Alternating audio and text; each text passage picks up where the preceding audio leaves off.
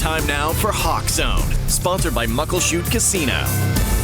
Well, the Seahawks played the 49ers on Thanksgiving night, and if you hadn't already feasted that game night, well, you might have wanted to not eat at all. That's right. Terry Hollimon joins me now in the Hawk Zone to break down this 31-13 loss. Makes you want to lose your appetite. I almost did lose my appetite. It was not very good. It was a bad mood on Thanksgiving at the Hollimon house. If you were to equate the Seahawks' performance to any Thanksgiving side dish, what would it be?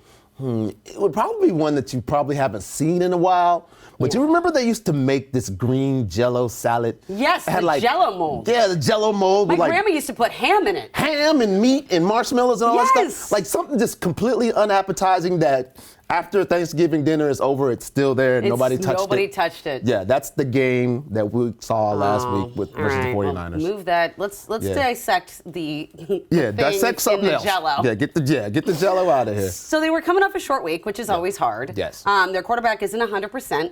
We knew he was going to be in the game, but we didn't know how well. And let's face it, the Niners, they really are a good team. Yeah, that's a trifecta of bad things you don't want to have happen if you're the Seahawks. Again, Geno Smith was coming off an injury that he suffered versus the Los Angeles Rams, but he said that wasn't affecting him. He and Pete Carroll came out afterwards and said, you know, he was in the game, so he should have performed well. Yeah. Then again, you look at the San Francisco 49ers, they're one of the toughest teams in the National Football League in our conference. And so it was obviously a very tough game for the Seahawks.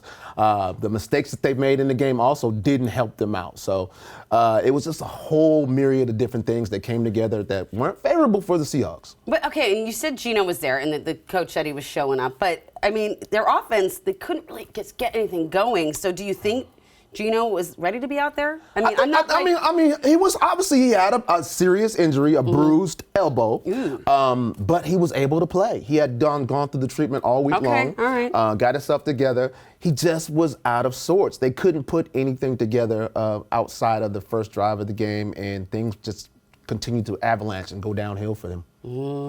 All right, well, Seattle had a touchdown from their defense. Jordan Brooks, interception and return, which was exciting to see. Yeah, it was. Anytime you get the defense and they're able to score a touchdown, it's an exciting thing. But unfortunately for the Seahawks, their offense hasn't scored a touchdown in 7 full quarters. The defense have been putting points on the board, and Jordan Brooks had an outstanding game. Again, like you said, taking a pick six to the end zone is huge for the guy. He's had an outstanding season, and fortunately, we need these guys to do more of that because the offense isn't putting up points. So I think Pete Carroll needs to look at some of these defensive guys and see if we can put them on offense since our offensive guys can't score. Were we last year really focused on our defense because the defense stink? Yeah, well. And now we're the other way around. Other way around. Our defense has always been kind of a bend but don't break kind of defense, and they're kind of got that same mold this year. But they've really stepped up and they're really performing well. Offense right now is just struggling, like I said. You have 7 quarters of football where you don't score an offensive touchdown. It is tough. So is Jordan your player of the game then? Jordan Brooks would absolutely. If I had to pick one out of this green Jell-O mold of a game we had, it would have to be Jordan Brooks because he scored the only touchdown and he had 12 tackles. So if you have 12 tackles, an interception for a touchdown, you got to be the player of the game. But yeah, he's the marshmallow in the green Jell-O. In the green Speaking of green Jell-O, the uniform color. That was not action green. That was the action green. They actually call it the action green. It seems like a little more pea. It was pea color. It was a little dark, sick, ill type pea color. But I meant pea green. But okay, we'll go with that.